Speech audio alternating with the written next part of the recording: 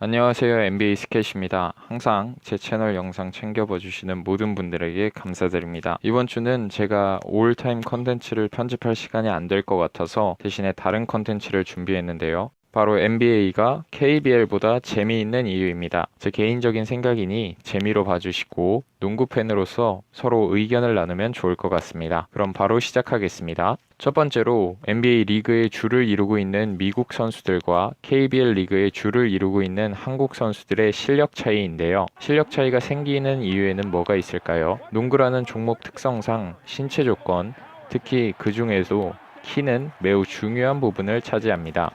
실제로 NBA에는 가드 포지션에도 종종 2m가 넘는 선수가 있고 포워드 포지션을 담당하는 선수들은 2m 10cm를 넘나드는 괴물 같은 피지컬을 갖추고 있습니다. 그렇지만 KBL에는 2m 10cm대의 선수를 생각해보면 하승진 선수와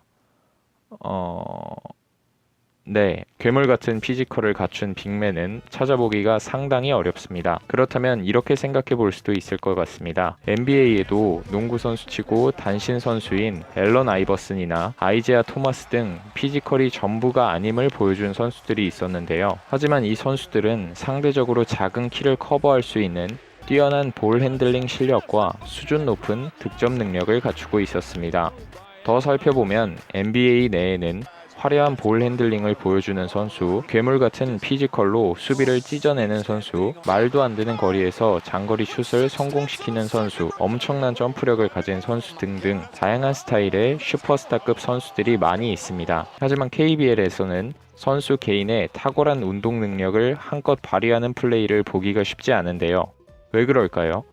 KBL 감독들은 주로 NBA에서 보여지는 빠른 템포 공격의 얼리 오펜스보다 공격 제한 시간을 활용하는 팀플레이 위주의 농구를 추구하는데요. 여기서 상대적으로 피지컬이 좋지 않은 국내 선수들은 외국인 용병 선수에게 패스를 뿌려주는 도우미 역할을 도맡게 됩니다. 피지컬 우위를 점한 선수를 이용하는 것이 잘못된 것은 아니지만 이러한 롤에 적응하면서 득점 능력을 발휘하지 않던 선수들은 나중에 노마크 상황에서 레이업을 실패한다거나 외곽슛을 던졌는데 림에도 맞추지 못하는 저조한 메이드 능력을 보여주게 됩니다. 실제로 이번 시즌 KBL 리그 평균 득점 순위를 보면 1위부터 10위까지 순수 국내 선수는 찾아볼 수 없습니다. 지나치게 팀플레이만 우선시하다 보니 창의적인 플레이가 등한시 되어버렸고 결국 창의적인 플레이어의 부재로 재미도 떨어지게 되었습니다. 두 번째는 리그 운영 방식의 차이입니다. NBA는 세계 최고의 농구 리그답게 미국 내에서뿐 아니라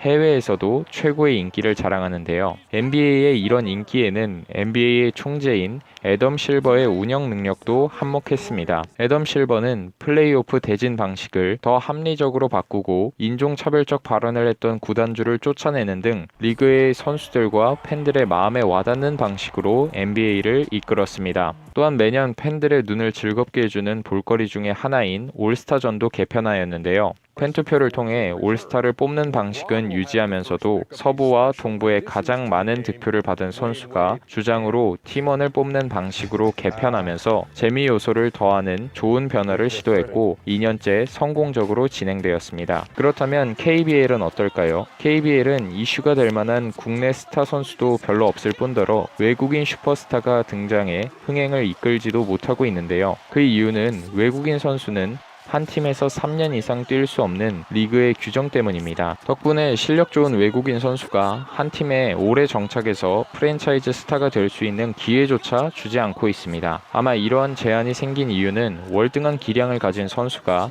한 팀에 오래 머물기보다는 여러 팀에 돌려 쓰는 것이 좋다고 판단했기 때문이겠죠. 여기에 더해 18-19 시즌부터는 외국인 선수는 장신 선수 2m 이하, 단신 선수 186cm 이하만 선발할 수 있도록 규정을 바꿨는데요. 이러한 기준이 왜 생겼을까요? KBL 측은 빠른 경기 속도를 통한 평균 득점 향상과 박진감 넘치는 경기로 프로농구 흥행에 긍정적인 영향을 주기 위해 결정됐다고 의견을 말했습니다. 그러면 신장 제한으로 인해 경기 페이스가 빨라지고 득점이 늘어났을까요? 그렇지 않습니다. 여전히 KBL에서는 야구로 착각할 수 있는 한 자릿수 쿼터 득점을 보여주고 있습니다. 영국 언론 또한 KBL의 규정에 대해 이해할 수 없다는 반응이었고 국내 농구 팬들 역시 엄청난 비판의 목소리를 냈습니다. 결국 KBL은 다음 시즌인 19-20 시즌부터는 신장 제한 제도를 폐지하기로 결정했는데요. 앞으로는 이러한 성급한 규정 도입은 없었으면 좋겠습니다. 세 번째는 부정확한 심판 판정인데요. 사실 어느 스포츠나 심판의 오심은 있을 수 있습니다. NBA 역시 이해할 수 없는 오심이 종종 나옵니다. 하지만 KBL의 심판 판정은 경기를 뛰는 선수들, 감독들, 그리고 농구 팬들에게 신뢰를 전혀 주지 못하고 있습니다. 홈팀에게 유리한 판정을 내리는 홈콜이 노골적으로 심해졌고 심판들이 워낙 휘슬을 자주 불어주다 보니 선수들의 플라핑도 늘어나서 정상적인 농구 플레이가 사라졌습니다. 파울을 얻어내서 손쉽게 승리하려는 플레이는 팬들의 눈살을 찌푸리게 하고 결과적으로 경기 흐름도 계속 끊기다 보니 재미 역시 현저하게 떨어지게 됩니다. KBL이 실제로 농구 경기 자체로 대중들의 흥미를 이끌지 못하다 보니 경기 하이라이트 영상보다 심판들의 오심, 감독들이 불같이 항의하는 모습, 샥친 어플에 나올 법한 우스꽝스러운 실수 장면에서 재미를 찾는 사람들이 더 많은 것을 볼 수 있습니다.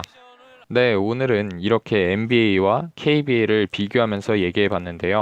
NBA가 세계 최고의 농구 리그이기 때문에 동등한 경기력이나 운영을 바라는 것은 무리일지도 모르겠습니다. 하지만 잘못된 부분은 하나씩 고쳐나가면서 KBL도 팬들에게 사랑받는 리그로 발전했으면 좋겠습니다. 그리고 재밌게 보셨다면 구독, 좋아요 좀 눌러주세요.